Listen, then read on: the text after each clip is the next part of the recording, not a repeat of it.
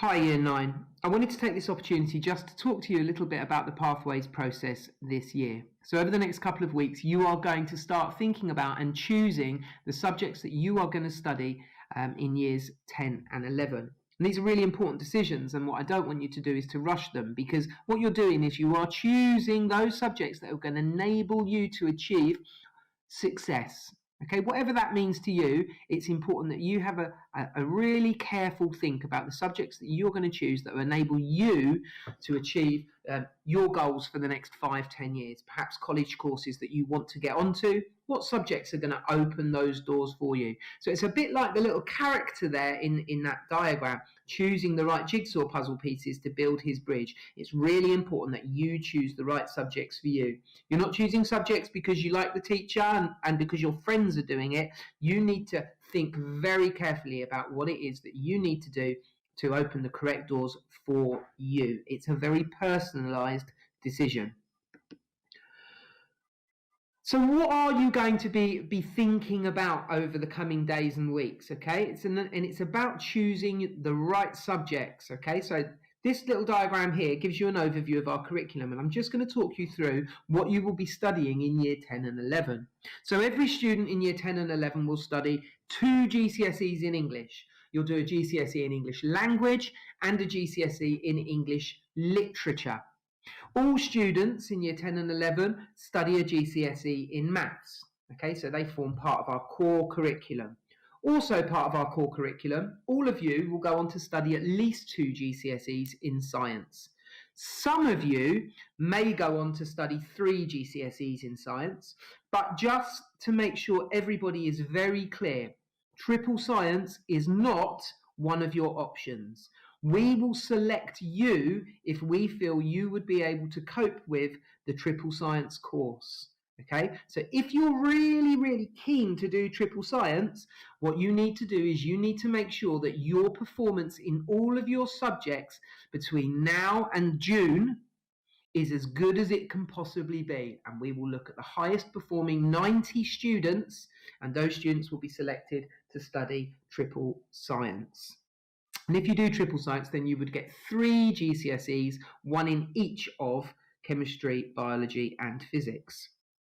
All students in year 10 also study a GCSE in ethics or RE, and in ethics you'll be learning a little bit about different cultures, different beliefs, and why people perhaps think differently about the same thing. Really important skills, especially in today's world, to understand why different people feel differently about the same thing. All students in years 10 and 11 will do some PE. The PE in the core does not lead to a formal qualification. So the PE lessons that you will do in the core is really just about you maintaining some level of fitness, an opportunity to get outside and do something active. If you want a qualification in PE, you would need to choose PE as one of your options, and the way that would work is that you would just choose PE as one of your options, and then towards the end of the year, Mr. Brook and the PE team will have a look at those students that have chosen PE and decide whether you would be better placed on a BTEC or a GCSE course. So really what this presentation is all about, though, is these 3 options. Okay, so what do you need to do? Well, you need to choose 3 subjects that you're going to study next year. Now, the first option has to be either history, geography, or a language. Okay, and we really insist that everybody does one of those subjects. And the reason for that is it makes sure that everybody has a broad and balanced curriculum. Okay, so that everybody is doing one of those academic subjects or those EBAC subjects, either history, geography, or a language.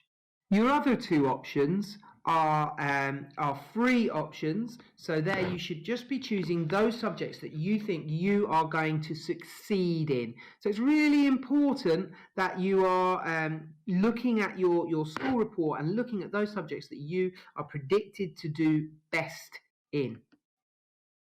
So that's the overview of our curriculum, and now I want to talk to you just a little bit more about the qualifications that are on offer. So most of the qualifications that are in the Pathways booklet are GCSEs, okay? So you should be really familiar with GCSEs. That's the General Certificate of Education. They've been around for years. In recent years, they have been updated. So just so we know, your GCSEs are graded 9 to 1. You should be very familiar with that grading structure. Some of your parents will be less familiar because they would have been graded A star to a U. And so just to give you an idea, a grade 4 is roughly equivalent to an old grade C. Okay? But colleges are looking for grade 5s. So it's really important when you're thinking about your subjects, look in your report for subjects where you are getting close to or higher than a grade 5, because we are striving for a 5. We're looking to get a good pass in as many subjects as possible. So when you're choosing your subjects, think about the subjects where you are most likely to get as close to a 5 as possible, because those are the subjects that you are likely to succeed in.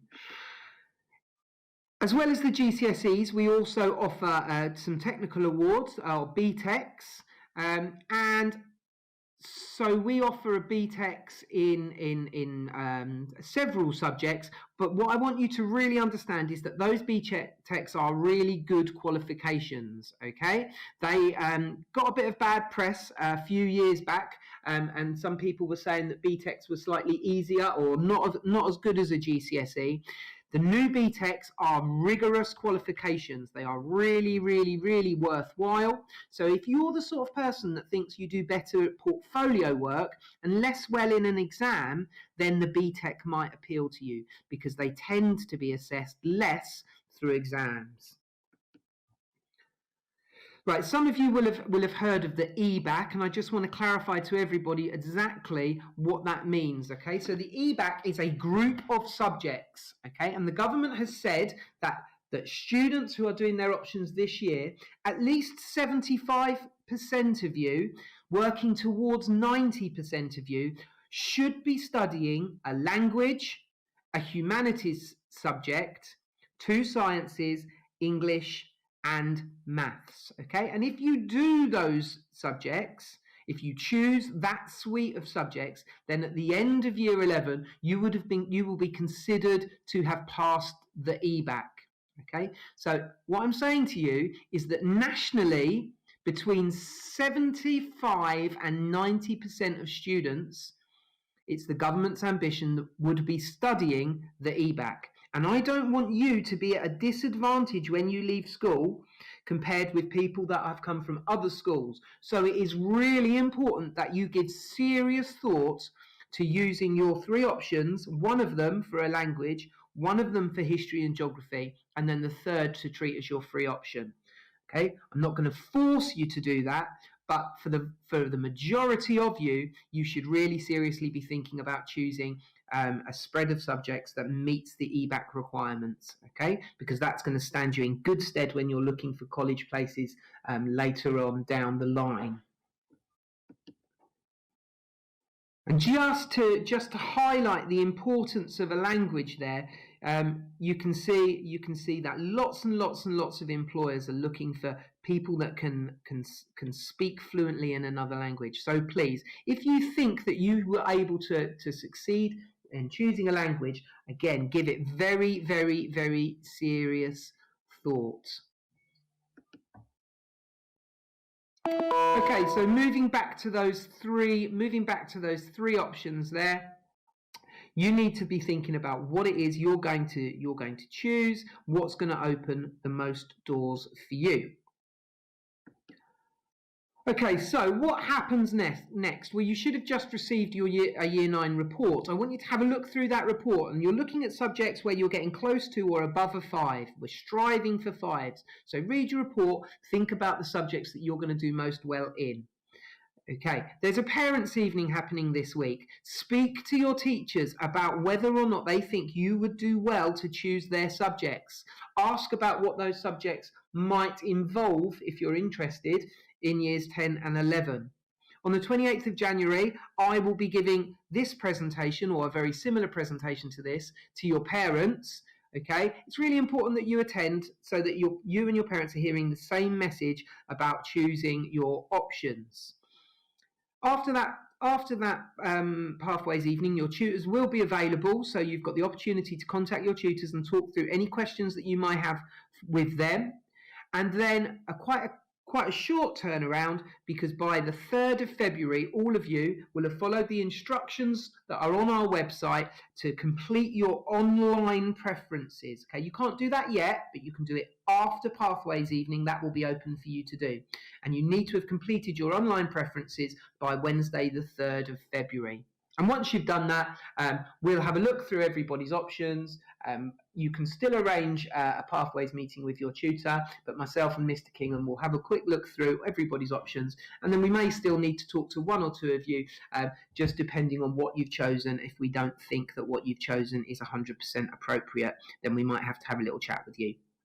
Okay, so that is the process leading really from now. Okay, starting tomorrow with that parents' evening. Okay, now all of the information regarding Pathways is available on the website. You just go to Students and Pathways, and you'll find there a link to a letter inviting your parents to Pathways Evening. I will email that to all of your parents as well. There's some instructions on there that tell you how to complete the options online selection process, and there's also a copy of the Pathways booklet which outlines all of the courses available to you next year, and there's all of the details that curriculum leaders have put into that document.